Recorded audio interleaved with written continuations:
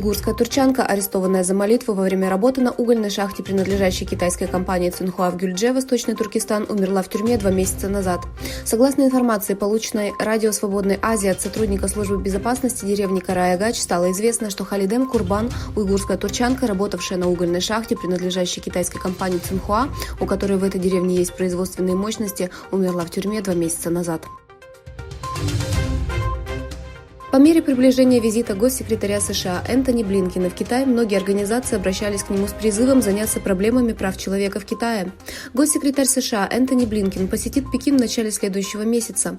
24 января официальный представитель Госдепартамента Нед Прайс заявил в Твиттере, что Блинкен встретился с представителями многочисленных правозащитных организаций, чтобы обсудить нарушения прав человека в Восточном Туркестане, Тибете, Гонконге и других частях Китая. В отчете Вашингтонской ОУДА консалтинговой компании по безопасности, опубликованном на этой неделе в Великобритании, утверждалось, что важные персональные данные могут быть собраны с помощью микрочипов, встроенных в китайскую бытовую технику. Британское правительство предупреждает о том, что китайская технология троянских коней представляет собой далеко идущую угрозу для Соединенного Королевства. Согласно исследованию, микрочипы китайского производства, встроенные в автомобили, бытовую технику и даже лампочки, могут быть превращены в оружие для слежки за миллионами людей в Великобритании. После того, как между Турцией и Швецией обострились отношения, членство Финляндии в НАТО оказалось затруднено. Финляндия вчера сделала важный шаг на пути к улучшению отношений с Турцией. Так, финские власти сняли эмбарго на поставки оружия Турции, действующее с 2019 года.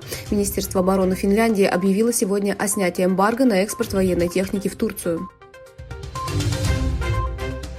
Европейский суд по правам человека частично удовлетворил иски Нидерландов и Украины против России, касающиеся крушения самолета, принадлежащего Malaysia Airlines на Украине в 2014 году и событий на востоке страны в том же году. Суд частично удовлетворил заявление Нидерландов о сбитом рейсе MH17 авиакомпании Malaysia Airlines в Украине во время рейса Амстердам-Куала-Лумпур в 2014 году и заявление Украины о незаконных военных нападениях, казнях и пытках украинских гражданских лиц в Донбассе, начиная с марта 2014 года.